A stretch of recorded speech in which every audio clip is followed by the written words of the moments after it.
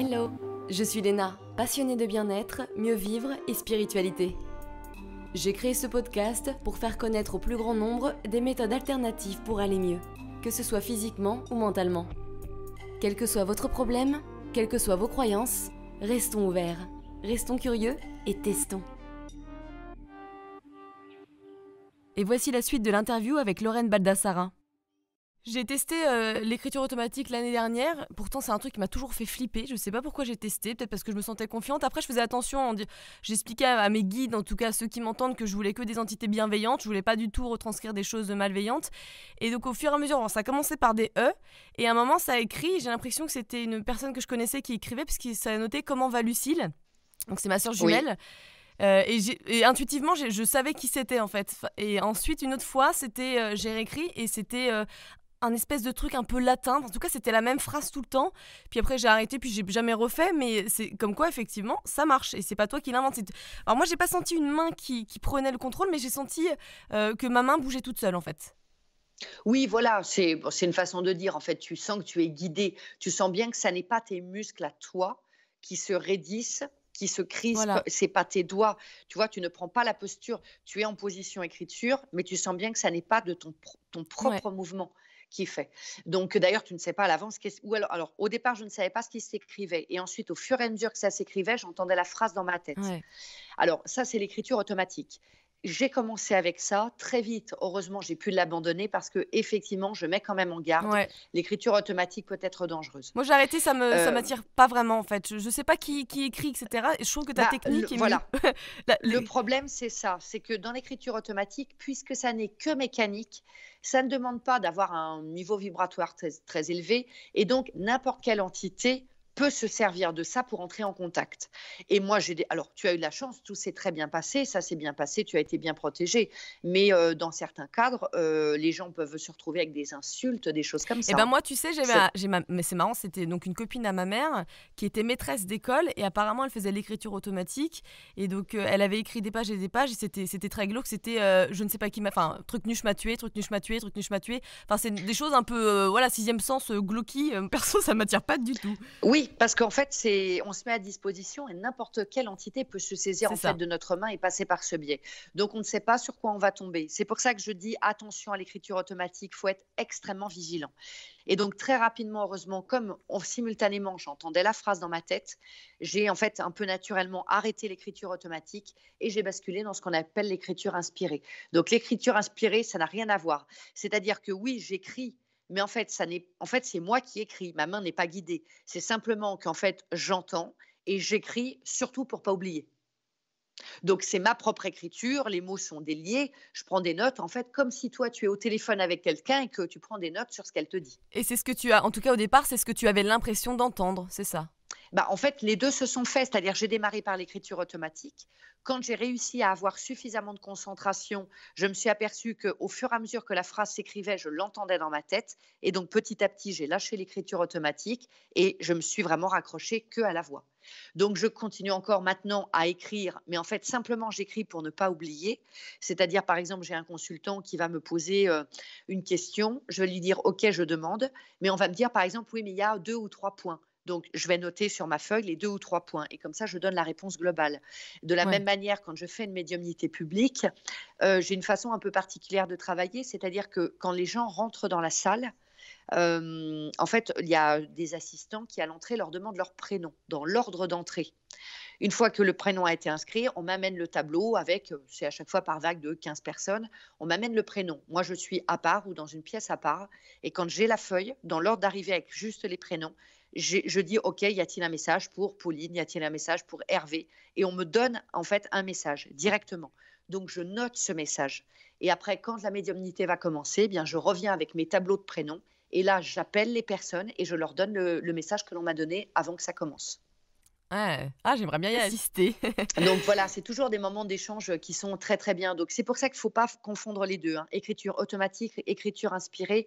Bien sûr, on peut utiliser les deux, mais tu comprendras donc bien qu'au final, l'écriture automatique est finalement une première marche un peu plus accessible à tout le monde, mais aussi avec les dangers potentiels qu'il y a. L'écriture inspirée, pour le coup, nécessite vraiment d'entendre le message.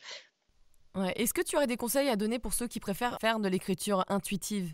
Eh bien, il va falloir développer votre oreille intérieure. Donc, il va falloir méditer, il va falloir prier, il va falloir demander à vos guides de vous aider à mieux entendre. Mais attention, tout le monde n'entend pas pareil. J'ai par exemple une amie à moi qui fait un long travail depuis très longtemps. Elle n'entend pas. Par contre, elle voit. Mmh. Et elle voit, alors que moi, je ne vois pas. Mais elle voit à l'extérieur, c'est-à-dire elle va voir des choses se matérialiser. Donc elle voit, alors que moi je ne vois pas comme elle. J'ai déjà vu des choses se matérialiser, mais c'est arrivé il y a très longtemps et de façon extrêmement ponctuelle. Ça n'est pas ça n'est pas ma Mmh. faculté première. Donc attention, n'ayez pas d'idées, j'ai envie de dire surtout, n'ayez pas d'idées préconçues de la façon dont les informations sont censées vous parvenir. Peut-être que tout passe déjà, mais parce que vous appelez l'intuition. Parce que l'intuition, c'est quoi? C'est nos guides qui nous parlent en fait. Donc, il ne faut pas avoir d'idées préconçues. Pour d'autres personnes, c'est aussi une catégorie aussi de médiums dont on parle assez peu. Il y a les médiums aussi artistes, on va dire. C'est-à-dire que ça Ouais. passe par le dessin ou par la Mmh. peinture. Moi, je sais que j'ai un de mes guides avec lequel je ne travaille que de cette manière. Donc c'est assez compliqué, j'en fais pas suffisamment, donc c'est vrai que c'est pas évident parce qu'il faut que je sache dans ces cas-là où est-ce que je place le fusain. Donc il faut que j'arrive à comprendre où est-ce que je dois le placer sur la feuille, qu'ensuite donc là pour le coup effectivement, on n'est plus sur de l'écriture automatique, sauf que c'est la réalisation en fait d'un dessin. C'est très beau d'ailleurs, il y a des peintures qui sont magnifiques, hein, de gens qui sont médiums, artistes. Ah oui, oui, oui, oui, oui, complètement et c'est vraiment complètement guidé. Mais ça demande une grande écoute. Il y en a même qui retranscrivent, des univers, par exemple, de sorties astrales, donc différentes dimensions et alors tu crois ou tu crois pas, mais en tout cas les peintures sont magnifiques. Il y avait un Coco qui faisait ça et c'était super, tu arrivais dans des univers, magiques, quoi. C'était vraiment très, très beau, les couleurs étaient très vives, c'était super beau. Oui et Mais puis en il y tout a cas des personnes qui font aussi des sorties astrales, hein. Je comprends que pour des gens qui n'en ont pas fait, ce soit un petit peu difficile à comprendre, mais c'est-à-dire des gens qui arrivent vraiment à sortir consciemment de leur corps, la nuit ou pas, hein, d'ailleurs pas nécessairement la nuit et à finalement à partir dans d'autres dimensions pour être enseignés et donc qui rapportent aussi, des éléments de ce type et ça peut passer après par l'écriture d'un livre, ça peut passer par des messages verbaux ou aussi la réalisation de certaines peintures ou de certains dessins. moi, c'est comme ça que je me suis ouverte justement à la spiritualité, c'est par des sorties astrales. Mais si tu veux, la première fois que c'est arrivé, c'était un peu bizarre. C'est que je crois que j'ai dit un truc genre j'aimerais que mon âme prenne le dessus de mon mental. Avant de me coucher, j'ai dit ça, bon voilà, bref. Et en fait, j'ai commencé à vibrer à fond, enfin à avoir des fourmillements, des Oui. vibrations.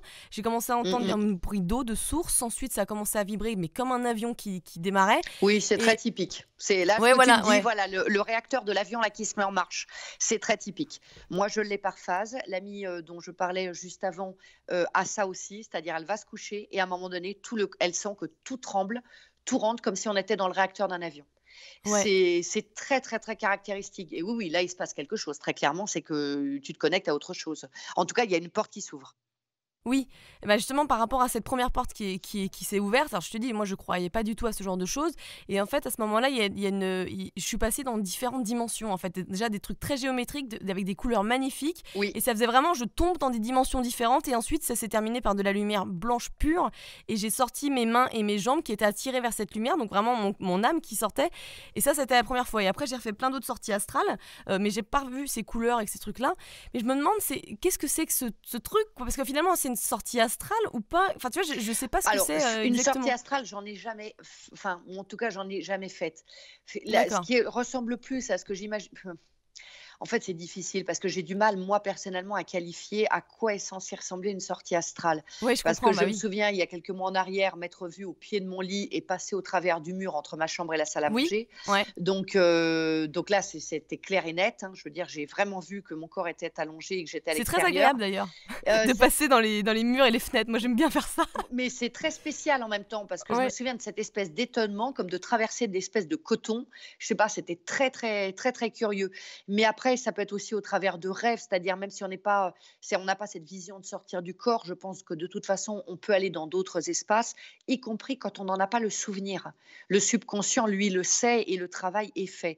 Et je pense également que dans certaines périodes, il y a comme, oui, un petit peu comme des mises à jour en fait qui se font un peu comme de l'informatique et pour nous aider, je pense, à développer nos capacités que dans notre sommeil, quand on est prêt à ça, aussi quand le moment est venu, je pense que les aides spirituelles viennent travailler sur nous comme pour, installer de nouveaux programmes qui vont nous permettre d'avoir d'autres facultés, de développer les facultés présentes. Et là, ce que tu me décris, hein, cette histoire de moteur de réaction d'avion, la lumière que tu peux voir qui peut être bleue ou qui peut être blanche, voire même en ayant les yeux fermés, avoir la sensation d'avoir de la lumière dans les yeux alors que tu as les yeux fermés et que tu es dans le noir. Les formes géométriques, ça c'est quelque chose de hyper aussi. Les formes géométriques, je ne pourrais pas te dire pourquoi, mais ce que je peux te dire, c'est que ça revient toujours dans les travaux spirituels très très profonds, les formes géométriques. Donc, Ouais. Bah ça c'était que des formes géométriques mais hyper belles mais hyper compliquées en fait, hyper complexes avec toujours des fonds de couleurs magnifiques, du rouge pur, des roses, du orange, c'était magnifique et c'était vraiment je tombe dans ces dimensions-là et je m'en souviendrai toute ma vie parce que j'étais complètement réveillée et c'est la seule fois où ça me l'a fait. Après j'ai refait des sorties astrales mais beaucoup plus classiques. Voilà, et je me suis toujours demandé ce que c'était. mais en fait, le truc, c'est qu'il faut bien comprendre, on n'a pas toujours Bah l'explication c'est ça. de ce que c'est, ni du moment de l'utilité de cela. Ce qui est certain, c'est que là, il s'est passé quelque chose. Donc, tu auras les explications en temps et en heure. Et de toute façon, eh bien, sans doute que ça a contribué à ta transformation que tu es en train de faire à l'heure actuelle. Ouais. Après, le truc, et c'est ça qui est le plus dur, c'est que quand tu fais, par exemple, un super voyage ou un super rêve, tu as toujours envie de refaire la même chose. Or, en fait, C'est ça ne sera clair. jamais 2 fois la même chose. Et c'est Ouais. pour ça que j'ai remarqué souvent, les plus belles expériences, elles arrivent dans des moments complètement improbables auxquels tu ne t'y attends pas. Dès que tu l'espères, dès que tu l'appelles de tes voeux, dès que tu as un concept sur ce que tu serais censé vivre, en fait, ça ne se produit pas. Et moi, c'est toujours dans les moments où je n'attendais rien que ça se produit. Et l'ami dont je te parle, c'est exactement la même chose. Il lui arrive toujours des choses, mais dans les moments où elle demande rien, c'est-à-dire elle va être dans le canapé, elle regarde Netflix en plein milieu d'après-midi, voilà, et puis d'un seul coup, ça surgit. Donc, pas d'idée préconçue, ne rien attendre, simplement être dans la disponibilité, dans l'accueil. Juste ça. C'est vraiment ça, hein. J'avais rencontré une médium que je vois d'ailleurs encore, qui est médium ostéopathe, Mhm. un peu bizarre, mais bref. Et elle, ses dons sont arrivés un jour quand elle était en colère. Elle a entendu des voix. Voilà, c'est comme ça. Oui, oui, il y a pas de une personne n'est pas un statistique non plus. C'est pour ça qu'il y a un petit peu des C'est grandes ça. lignes directrices, mais après il y a pas de chemin et encore plus, je le dis encore plus pour maintenant, parce que comme je te le disais au tout départ, des personnes qui allaient sans doute mettre beaucoup d'années avant à atteindre un certain niveau et à développer certaines capacités peuvent aujourd'hui le faire beaucoup plus rapidement. Tout est accéléré. Donc, voilà, les aspects négatifs, les peurs, les doutes au niveau individuel et collectif, mais aussi on a une capacité à accéder à tous les trésors qui sont en nous et à développer nos capacités sur tous les plans beaucoup, beaucoup plus rapidement. Donc, là où avant il aurait fallu énormément de temps, énormément d'années, on peut aller beaucoup plus vite maintenant dans les étapes. Donc, il faut se servir de ça. Et donc, c'est pour ça que je pense qu'il n'y a pas un chemin. Parce qu'il y a une certitude, c'est qu'il est nécessaire que l'humanité bascule. Pour qu'elle bascule, il faut qu'il y ait de plus en plus de personnes qui s'éveillent d'une manière ou d'une autre à travers le monde. Donc on va offrir, et on offre déjà, le monde spirituel ouvre grand les portes et offre la possibilité au plus grand nombre de pouvoir s'élever et de pouvoir se reconnecter finalement à son essence et à sa nature profonde.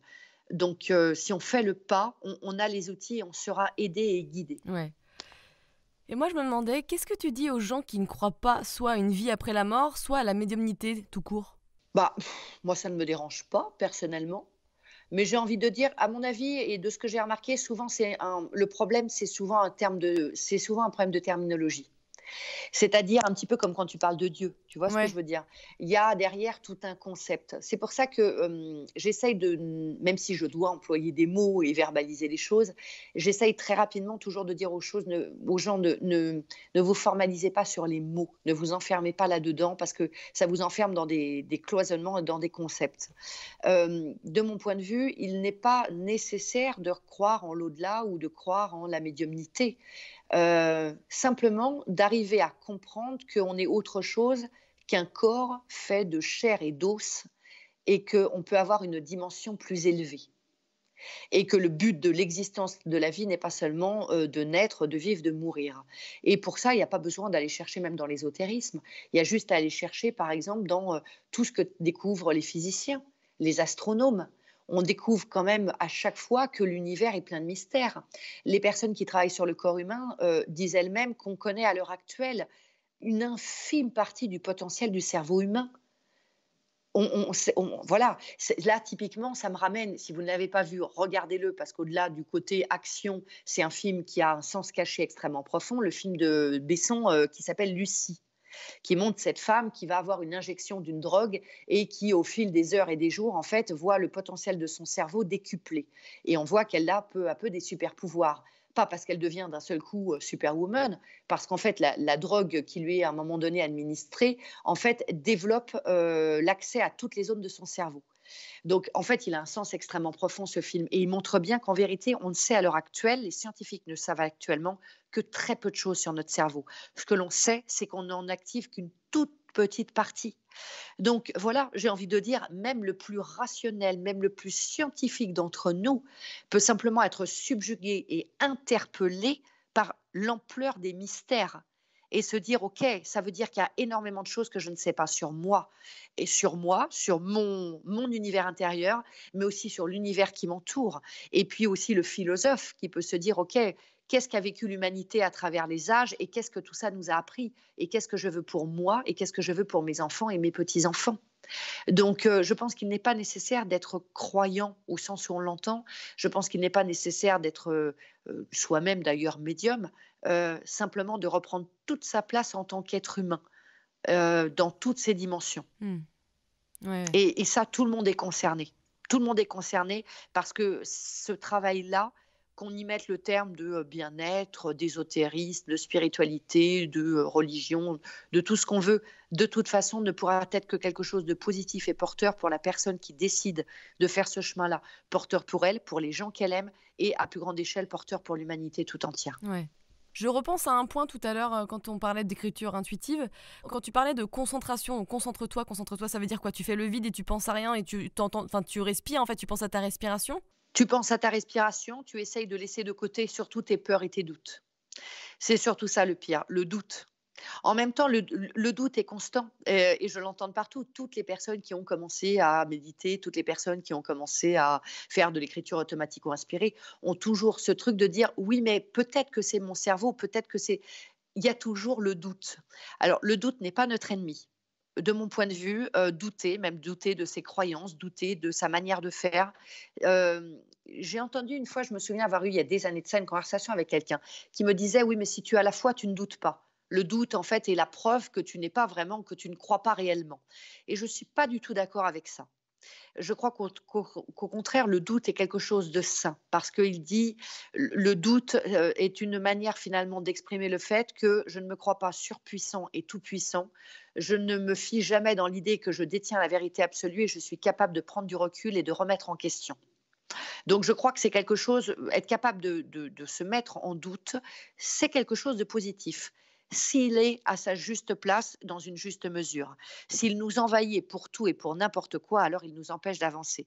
Donc j'ai envie de dire que c'est surtout des moments pendant lesquels on va essayer de tourner toute son attention sur ce que l'on est en train de faire. Finalement, c'est de la méditation, hein. Ouais. C'est pas pour rien si j'ai aussi persévéré dans la méditation, parce que la méditation m'a aidé justement à pouvoir centrer mon esprit dans une direction donnée, d'abord sur 1 ou 2 minutes et puis ensuite sur une période de plus en plus longue. Mais la concentration est nécessaire pour être pleinement à l'écoute de ce qui se passe. On peut bien penser que si j'essaye de faire, par exemple, de l'écriture automatique, mais que je pense à autre chose, bah, voilà, la ligne n'est pas disponible, Ouais, bien sûr. en fait. Ouais. Donc, mais c'est quelque chose qui se travaille. Il y a des personnes après qui arrivent mieux à se concentrer que d'autres, mais on est tellement agité dans nos vies et puis aussi dans notre tête avec un surmenage. Il y a quand même de plus en plus de gens qui sont en situation de burn-out. Donc, il y a un surmenage mental, intellectuel. Eh bien, il faut essayer de remettre de l'ordre là-dedans pour se ménager des moments de paix. Ouais. Moi, par exemple, il faut que chacun trouve le sien. Moi, par exemple, dans les moments où je suis beaucoup trop surmenée et où il y a trop de choses dans la tête, je sais que j'ai un truc qui marche bien. Je vais des fois, sans pour autant chercher à méditer. Mais en fait, je me pose, je me mets une musique, je me cale à un endroit et en fait, je visualise comme si j'ouvrais un peu dans le décor qui est autour de moi une porte, comme si je l'ouvrais avec un rayon laser. Ouais. Et j'ouvre cette porte que je me crée donc moi-même dans cette espèce d'espace étriqué dans lequel je me sens. Et cette porte, elle s'ouvre toujours sur le même espace. C'est une très, très, très grande plage. Et le soir, tard ou le matin au moment du lever du soleil. Mmh. Et voilà, J'y suis j'ai déjà. cet horizon, voilà, c'est cette énorme plage où vraiment je suis seule, où je sens l'air qui est doux, je vois ce soleil qui est rose orangé, je sens le va-et-vient de l'eau et où je peux respirer parce que j'ai une vision large devant moi et je n'ai pas d'obstacle. Et cette simple image me transporte vraiment une autre, dans un autre univers. Et parfois d'ailleurs sur cette plage, je retrouve mes guides. Et là, ça me permet de retrouver cet oxygène, de plus me sentir comme ça enfermée. C'est quelque chose qui pour moi fonctionne bien. Et dans les moments même du quotidien où je vais me sentir complètement étouffée, j'ouvre, je ferme les yeux, hop, j'ouvre au laser cette porte dans le mur, je pousse cette porte et derrière, j'accède à cette plage. Ouais. Bon, voilà, ça s'est présenté un peu comme ça. Il faut que chacun d'entre nous trouve son image, sa façon. Est-ce que ça va être se visualiser dans une belle bulle de lumière? Est-ce que ça va être se visualiser dans une belle forêt? Est-ce que ça va être de visualiser son cœur et de se concentrer sur sa respiration? On va être toujours plus sensible à une chose qu'une autre. Ça va être peut-être une odeur. Peut-être que ça va être ça fonctionne aussi très, très bien, de prendre par exemple, comme une huile essentielle. Vous avez, je ne sais plus, une huile essentielle, par exemple, à base de rose, Mmh. qui renvoie aussi souvent à la Vierge Marie d'ailleurs. Eh bien, vous mettez une petite goutte, vous fermez les yeux et vous prenez quelques inspirations en guidant l'odeur pour qu'elle pénètre Mmh. vraiment chacun de vos poumons jusqu'à la moindre bronchiole. Ouais, c'est marrant. Ça peut être également très apaisant.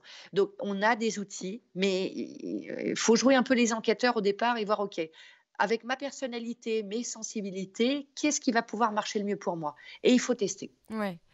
Ouais, moi, c'est ce que j'explique à mes proches souvent.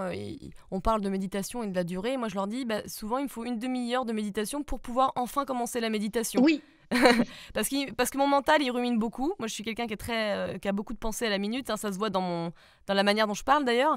Et du coup, je me pose et pendant une demi-heure, mes pensées reviennent, je les jarte, entre guillemets. Ensuite, ça commence à s'arrêter, je commence à vibrer, à sentir mes vibrations.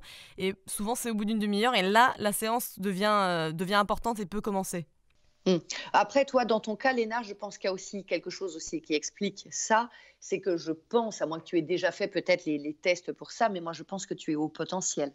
C'est quoi au potentiel? Au potentiel intellectuel. Au potentiel intellectuel, c'est ce qu'on appelle, généralement des zèbres. Ben, concrètement, c'est ce qu'on appelait avant les surdoués. Alors non, j'ai jamais fait de test.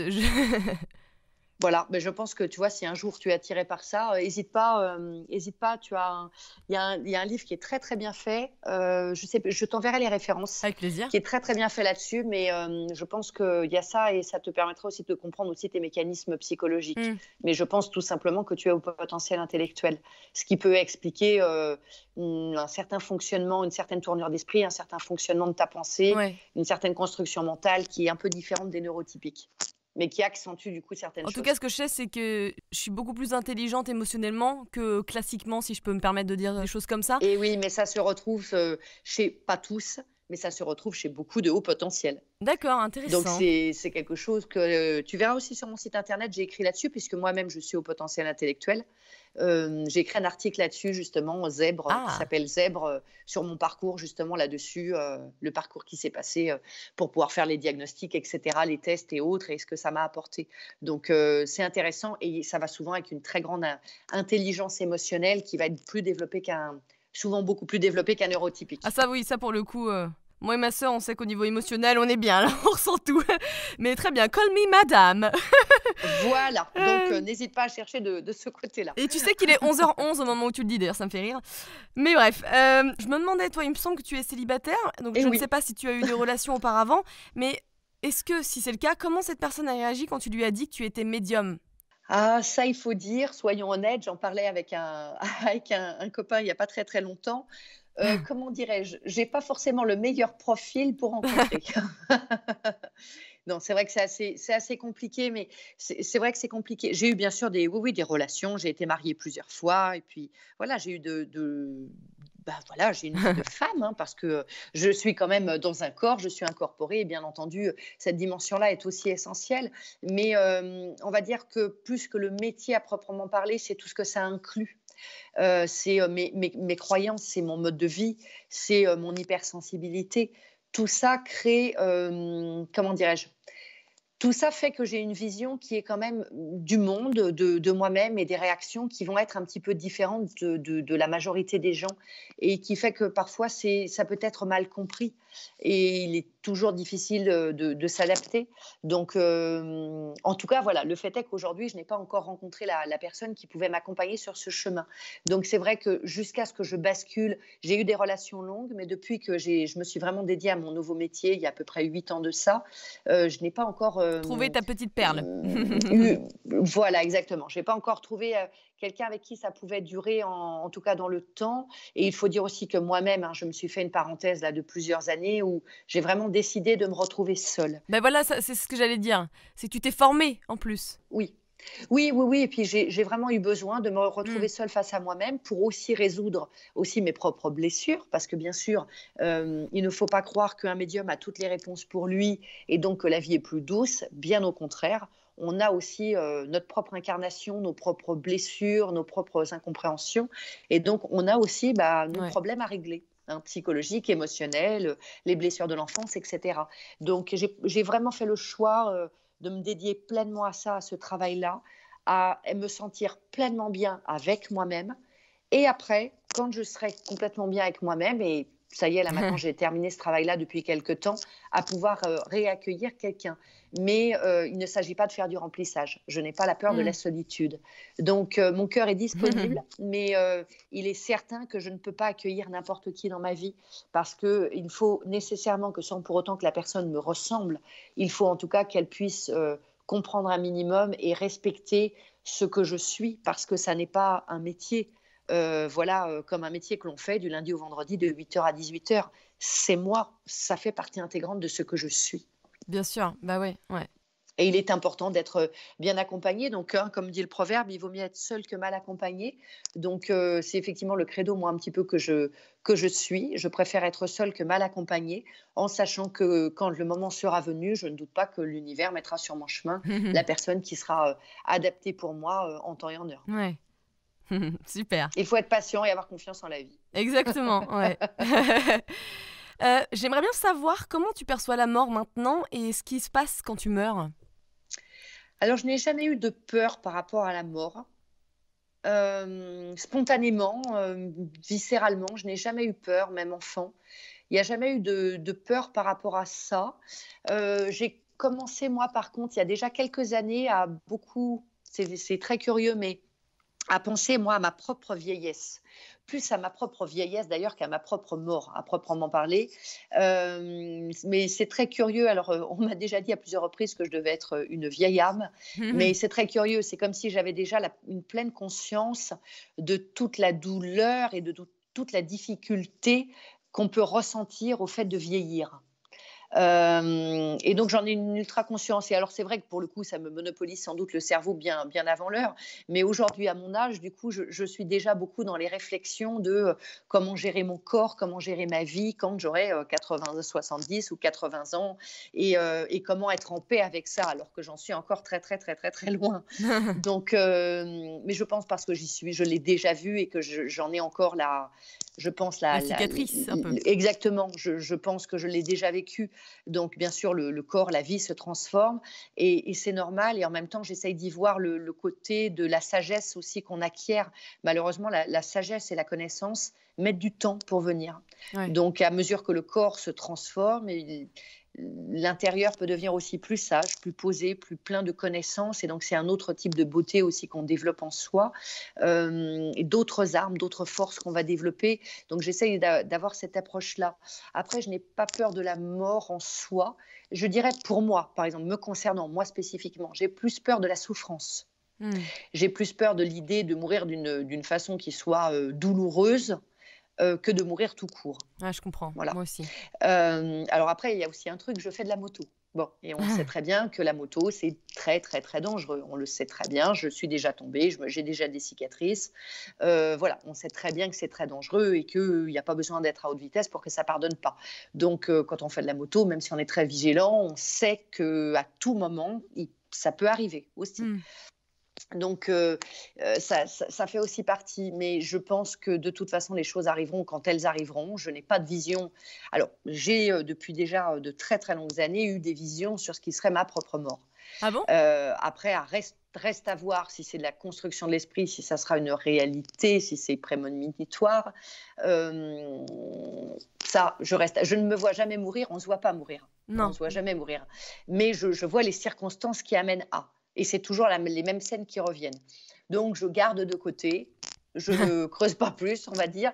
De toute façon, quand ce sera le moment, ce sera le moment. Après, pour le départ d'autres personnes, j'ai bien sûr vu partir des gens que j'aimais beaucoup, d'une manière ou d'une autre. C'est toujours quelque chose de douloureux, mais encore une fois, gardons à l'esprit qu'on est des locataires ici. Ouais. Cette dimension, c'est une expérience, mais ça n'est qu'une expérience parmi d'autres mondes, parmi d'autres expériences. Mmh. Et finalement, à l'échelle de tout ce qu'on a à vivre sur le plan de l'âme, ça n'est qu'un petit passage, ça n'est qu'un tout petit voyage qu'on fait ici. Ouais. Ça n'est pas, tout ne se réalise pas là. Donc, les choses se réalisent telles qu'elles doivent se faire, vraiment. D'ailleurs, on le constate aussi dans des situations, des fois où des personnes sont censées mourir, sont perdues pour la science et pour la médecine, et où il y a des guérisons spectaculaires. Donc, il y a d'un côté, de toute façon, à un moment donné, il faut repartir. Et c'est un petit peu comme le disait, j'aime beaucoup, moi, le livre du Petit Prince. De Oui. Saint-Exupéry, Ouais. où ce petit prince, à la fin, explique que le corps est trop lourd, qu'il ne peut pas l'emmener avec lui pour remonter sur sa planète où se trouve sa rose, et qu'il doit laisser ce corps ici et il repart. Et donc, c'est bel et bien son âme qui repart. Ouais. Donc, qui est très joliment dit, mais c'est exactement ça. Je ne peux pas emmener ma carcasse sur d'autres dimensions. Donc, elle est là, et c'est comme une voiture qui va rendre de bons et loyaux services, qu'on rafistole de temps en temps quand quelque chose tombe en panne. Puis, à un moment donné, elle tombera en panne pour de bon.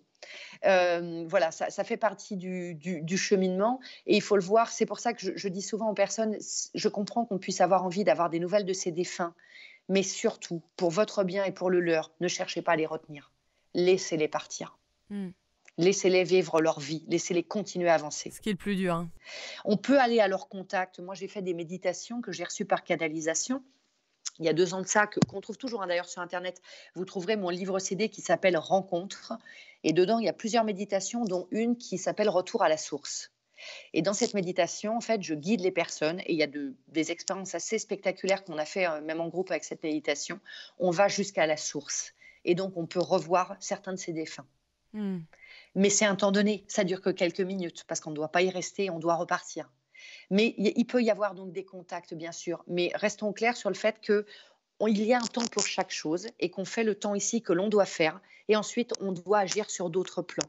Donc, et on a d'autres missions à accomplir. Tant qu'on est là, on a un travail à faire, on a une mission à accomplir, on a une vie à vivre, et cette vie doit être équilibrée entre la vie matérielle, corporelle, et la vie spirituelle.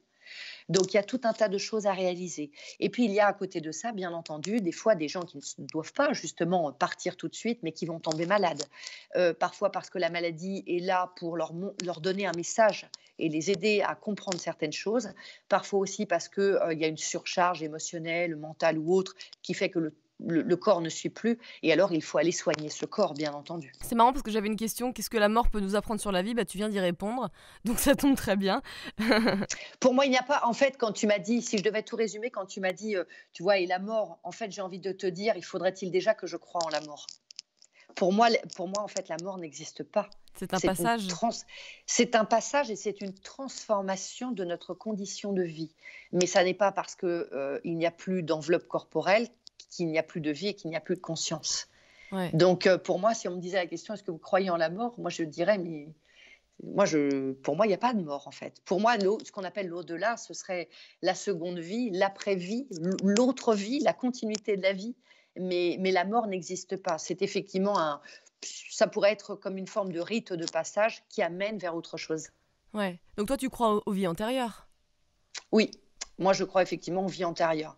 J'ai fait des recherches moi sur les miennes, et j'ai mieux compris pourquoi j'avais certains attraits pour certains pays ou pour certaines langues pour lesquelles pourtant il n'y a rien qui justifie dans mon éducation ou dans mon contexte familial ou amical que je sois touchée par certains événements qui ont pu se produire à d'autres époques dans certains pays. Il Ouais. n'y a pas d'explication rationnelle.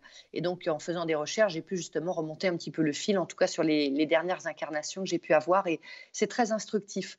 Mais bien entendu, parce qu'à chaque fois, finalement, à l'échelle un petit peu de la vie avec un grand V, une vie humaine, c'est le temps d'un battement de cils, c'est extrêmement court. Et comme il est si difficile de se connecter à son âme, à son essence, et d'atteindre finalement, de réaliser pleinement ses missions de vie, eh bien parfois il faut y revenir à plusieurs reprises. Et Totalement. on grandit à chaque fois et on s'y reprend. Donc, je pense que il faut pas le voir comme. Je ne le vois pas, moi, comme une roue de souffrance, hein, comme cette roue du samsara que décrivent les Tibétains, où à un moment donné, on peut se libérer. Je ne le vois pas forcément comme une roue de souffrance, si ce n'est qu'en effet, la condition humaine nous amène souvent à la souffrance. Mm. Mais je ne le vois pas comme une forme de punition. Sans doute que l'âme a besoin de se nourrir et qu'à un moment donné, quand elle s'est nourrie suffisamment et qu'elle a apporté aussi ce qu'elle devait apporter, alors elle peut travailler d'une autre manière sans passer par l'incorporation, sans passer par la matérialisation du corps et une vie purement terrestre. Et c'est ce que j'avais vu, c'est que la Terre était une... Quand on était réincarné sur la Terre, c'était une vie un peu compliquée. Enfin, c'est-à-dire que la Terre est une expérience un peu compliquée, mais en même temps, on apprend plein de choses. Oui, parce que c'est effectivement, quand tu dis ça, ça me rappelle un message que j'avais reçu par canalisation. On m'expliquait bien qu'il y avait il y a d'autres lieux habités, hein, d'autres planètes, d'autres lieux habités, mais qu'en fait, effectivement, la Terre a la particularité quand même, on est dans une énergie qui est particulièrement lourde. Voilà. Donc, on apprend énormément et on évolue énormément en osant faire cette expérience. Parce qu'il y a aussi beaucoup d'âmes qui rebouchent chemin et qui disent non, finalement, c'est trop dur. Tu m'étonnes! Ce qui peut expliquer hein, d'ailleurs hein, le fait de certains enfants qui vont naître, qui vont décéder très jeunes, ou de certaines personnes qui vont Non, non, c'est trop pourri, je me casse. voilà, oui, ou qui vont partir très très tôt, ou des fois poser un acte hein, sur eux pour repartir bien avant, parce que tout ça est trop dur et qu'ils n'arrivent pas à le gérer et on ne se rend pas compte. Et moi, je sais que j'ai fait l'expérience une fois, il y a 2 ans, par une médecine en fait chamanique, de faire un voyage, et ça a duré à la fois très peu de temps. Et en même temps, ça a semblé durer une éternité, où je me suis sentie décorporée de l'autre côté. C'est-à-dire comme une âme décorporée qui observe la Terre. Ça a été très, très bref, cette sensation, et en même temps, quelque chose de tellement poignant que ça a tout rempli. Ouais. Cette espèce de joie intense, c'est-à-dire plus aucune lourdeur liée à la condition humaine, plus aucune souffrance liée à ce qui se passe dans le monde. Juste de l'amour et de la joie. Juste ça. Mais je me souviens, ça a été quelque chose comme une révélation ultra, ultra fulgurante. Parce que d'un seul coup, je me suis dit, waouh, mais c'est ça la vie quand je n'ai plus mon corps physique et quand je ne suis plus prise dans un mental et dans des conditions purement humaines. Cette espèce comme ça pas de supériorité, mais de vision globale. Plus être sur mon petit problème à moi personnel et ponctuel qui me prend la tête, et où je crois que si ce problème-là perdure, eh bien, c'est la fin du monde. D'un seul coup, cette vision très globale avec une énergie d'amour et de joie, vraiment pour l'ensemble de l'humanité. Ça a été extrêmement, extrêmement fort. Bon, et puis bien sûr, le retour a été douloureux. C'est souvent le cas. Parce que bien sûr, on se dit, je vais cultiver ça, je vais essayer de le garder, mais on réincorpore son petit corps avec les problématiques et purement son ego. humaines, et son ego également. Mais l'essentiel, c'est que je sais que ça existe. Et donc, je peux de temps en temps aller m'y reconnecter et me souvenir de ça et me dire, souviens-toi de ce que tu as ressenti à ce moment-là. Ouais, je comprends au niveau de la lourdeur, parce que quand je faisais justement des sorties astrales, là ça fait un bail que j'en ai pas fait, et ben il y a toute cette légèreté, t'as plus le corps, en plus moi j'avais des douleurs partout, donc j'avais plus de douleur, hein. Tu peux faire ce que tu veux, woup, tu roules, tu boules, c'est génial, et c'est vrai que c'est hyper agréable et que tu te rends compte de la lourdeur qu'est le corps humain en fait. Oui. Et puis, oui, d'être enfermé dans notre tête, dans notre corps. Donc, on a tout un tas de pratiques qui peuvent nous permettre de... Non pas de... Attention, il ne s'agit pas de renier notre condition humaine. Parce que si on est là, c'est pour la vivre. Donc, il faut jouer le jeu, c'est important. Mais de pouvoir aussi basculer et contrebalancer avec cette vie purement spirituelle. Ouais. Même dans notre corps, même avec ce conditionnement-là, on peut accéder à quelque chose d'autre et venir apporter de la légèreté. Mais pour ça, il faut aller se brancher à la source. Et elle va nous donner de la force, et elle va nous donner cette vision beaucoup plus globale des choses. Et quand d'un seul coup, en fait, on a un regard sur les événements beaucoup plus haut, et bien d'un seul coup, on dédramatise. Parce qu'on a une vision, on prend de la hauteur sur les choses. Ouais. Et donc, en même temps, ça nous permet d'être beaucoup plus sages dans nos décisions et beaucoup plus efficaces. Ouais. C'est clair. Et c'est vrai qu'on apprend aussi beaucoup de choses par des événements qui nous paraissent difficiles. Oui. Donc c'est justement la sagesse. Hein. On peut avoir de la sagesse un peu plus tôt quand on a des événements difficiles d'ailleurs. Pour qu'il y ait le jour, il faut qu'il y ait la nuit. Ça, on ne peut pas le contourner. Et force est de constater que ça n'est pas une obligation, mais souvent l'humain a besoin de ça. Il a besoin de passer parfois par les bas-fonds pour pouvoir ensuite se reconnecter à la lumière. Donc, le but va être, dans les petites et dans les plus grandes choses que l'on vit et qui sont douloureuses, va être de se dire très bien, c'est là. Accueillir ça et se dire très bien, je fais ce que je peux, mais j'accepte aussi le fait qu'il y ait une part de moi, qu'il y ait une part de ce qui se passe que je ne sois pas en mesure de contrôler. Je Hmm. ne peux pas le contrôler et donc il me faut l'accepter. Et enfin derrière, quand j'arrive à me dire très bien, je l'accepte, même si ça ne m'arrange pas, même si je ne veux pas, j'accepte le fait que je ne puisse rien y changer et que je ne puisse pas contrôler ce qui est en train de se passer. De se dire derrière, très bien, il y a ça, qu'est-ce que ça me dit de moi et qu'est-ce que je peux apprendre à travers ça? En Hmm. quoi je peux transformer ça en quelque chose de positif qui va me permettre d'avancer. Parce que de toute chose, absolument toute, la plus douloureuse qui soit, la plus petite ou la plus immense, on peut tirer vraiment des leçons et on peut tirer la force, l'énergie de faire quelque chose de positif derrière. Et on peut le transformer. Ouais, c'est vrai. Il y a du boulot, mais c'est ça. Mais il y a du boulot, on est en travail permanent, mais on a du boulot et c'est pour ça qu'à titre individuel, on est capable de le faire. Parfois, quand on n'a pas on le sent, mais on a besoin d'être guidé, eh bien, justement, c'est là où des personnes viennent vers moi pour des consultations, parfois pour des questions très pragmatiques, pratico-pratiques, mais aussi, et ça fait toujours partie de mes consultations, il y a toujours cette dimension spirituelle. Donc, on peut toujours avoir aussi, à travers ce biais-là, la personne va pouvoir recevoir aussi des indications de son ou de ses guides, avoir des recommandations, peut-être des fois des mises en garde, des exercices même des fois très pratiques de Mhm. comment la personne peut développer telle ou telle aptitude qu'elle a en elle. Parfois, j'ai des exercices faits sur mesure qui vont m'être donnés pour la personne. Ah, c'est marrant ça. Donc, encore une fois, le médium, de toute façon, tout est dans la terminologie même. Un médium, c'est quoi? C'est un intermédiaire. Et c'est vraiment là qu'est le rôle, c'est-à-dire le médium ne fait rien. Je suis là juste comme un intermédiaire, comme une forme de pont entre le visible et l'invisible pour pouvoir donner des messages, des indications et pouvoir aider les personnes de mon mieux à avancer, que ce soit collectivement ou individuellement. Par contre, le pas, il n'y a que vous qui puissiez le faire. Hmm. Ouais. On va finir par une série de questions rapides. Donc, l'idée, c'est de répondre rapidement à une petite série de questions. Alors, s'il ne devait rester qu'un seul livre, lequel serait-il? Qu'un seul livre. Oh là là, il y en a tellement qui sont bien. Oh là là, c'est très, très, très difficile. Un seul livre. Ah, eh ben, écoute, je dirais la Bible. La Bible ou en tout cas un livre, voilà, ou en tout cas un livre religieux. Mais je pense que c'est important parce que si dans j'extrapole ta question, mais s'il ne devait rester qu'un livre, on pourrait imaginer que ce serait, l'Apocalypse et qu'il ne resterait peut-être qu'un groupuscule d'humains vivants, terrés quelque part et qui auraient donc besoin de vivre autrement et de transmettre son savoir et ses connaissances et que la ce livre, en fait, est la Bible ou tout autre livre religieux, hein, d'ailleurs. Hein, je dis la Bible parce que c'est ce qui m'est le plus proche, mais ça peut être de n'importe quelle autre tradition.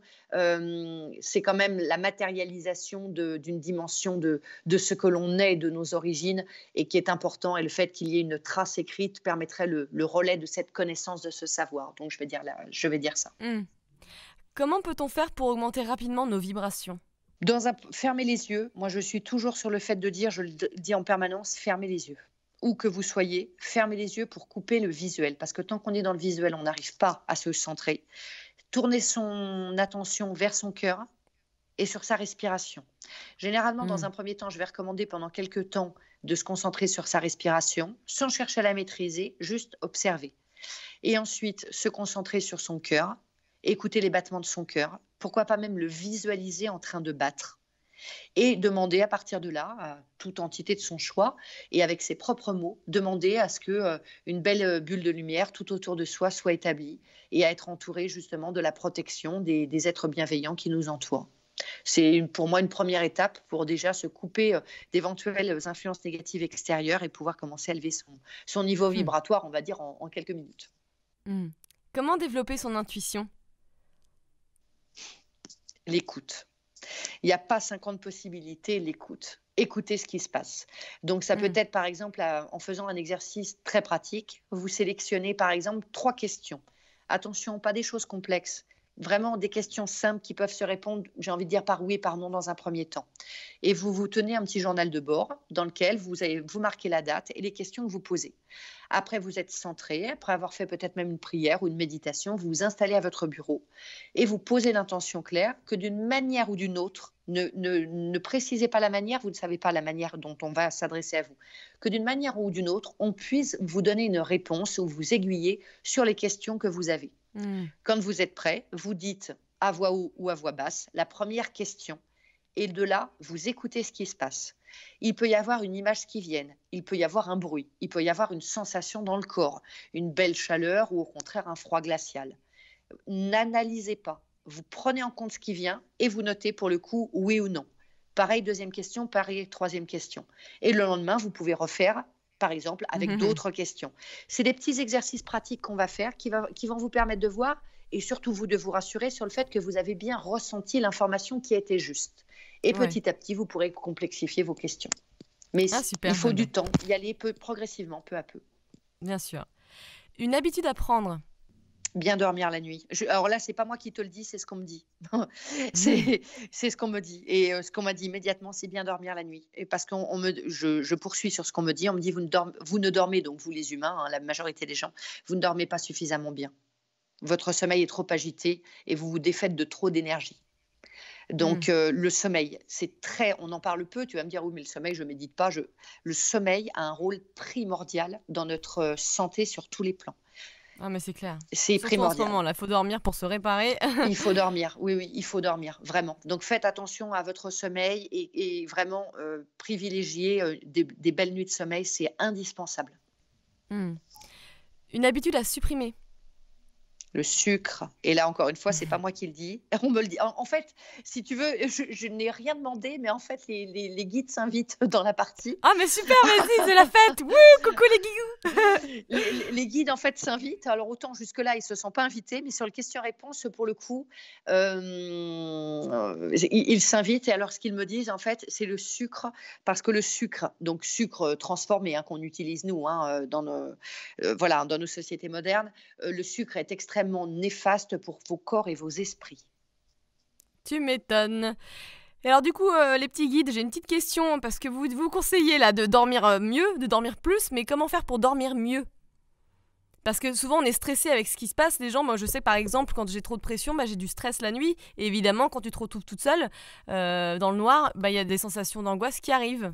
Donc comment faire pour mieux dormir et trouver plus la paix? Ce qu'ils me disent, je te dis ce qu'ils me disent. Ils disent, mettez une coupelle d'eau près de votre lit, puis fermez les yeux, prenez un moment pour prier, demandez à être entouré d'une belle bulle de lumière et d'énergie. Demandez la protection sur vous et sur vos proches, ainsi que sur votre maison.